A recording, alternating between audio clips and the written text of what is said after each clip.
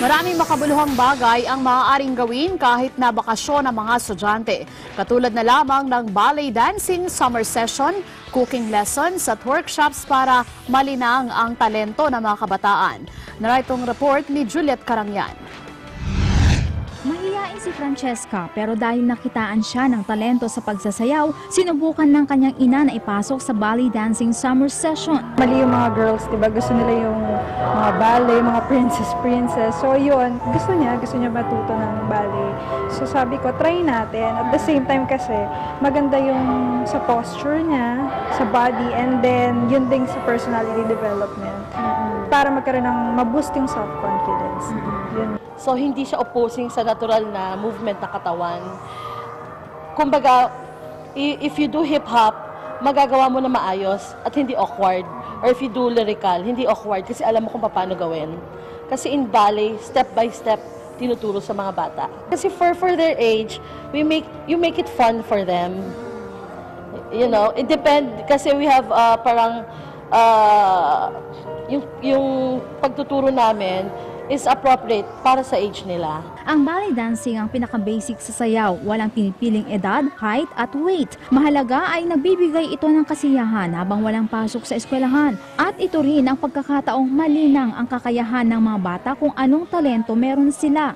For them to become more refined kasi pag nagbaballet, at the same time more disciplined, tsaka para hindi rin ma-bored during summer, para hindi masyado mapagod. 1 at 8 time lang. Todo suporta rin si Mami Joanne sa kanyang anak na si Ina na kanina ay mangiyak-ngiyak dahil bago siya sa kanyang paligid at maging sa grupo. Sa din ako, yung confidence level niya. Kaya lang, alam ko naman na na-overcome din niya yan eh. Practice lang ng practice. Yung presence ko dito, na-encourage kasi siya na nakita niya ako na talagang todo support sa kanya. Kung abala ang mga batang ito sa ballet dancing ngayong summer, cooking lessons naman ang pinasok ng mga teenagers na ito. Kaya kahit international food, kayang-kayang ihanda para sa pamilya. Pag matanda ka na po, wala na pong kasama, kaya niyo pong magluto for yourself. Kasi walang magawa eh. Like college na ako, so mga August pa magsi-start. So cooking na lang. Pick-up yan. Sometimes lang kung sometimes change namin para mas masarap. Ang mga kids na ito, hindi sa paglalaro sila abala, kundi sa mga lulutuin nilang cookies, apple pie at cupcakes. Not a group activity. It's individual. Each one works on their recipes from beginning to end by themselves. Walang sharing. So that way, my objective is they will really learn because they did everything themselves. The course was 5 sessions where I've chosen the recipes na number 1, it has to be food that kids like. Number 2, and actually even more importantly, basic baking or cooking technique is being taught. Like when she made her pizza dough, she's learning to make bread.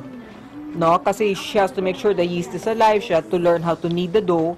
Ang Eagle Broadcasting Corporation meron din summer workshop para sa directing for television, broadcast engineering, radio disc jockeying, songwriting, hosting at radio acting, script writing, radio at TV reporting. Bukod sa kasiyahan, patuloy nating nililinang ang ating mga kakayahan, wala man sa eskwelahan o sa tahanan. Ito ay magiging bahagi sa buhay natin ang di malilimutang karanasan tuwing summer.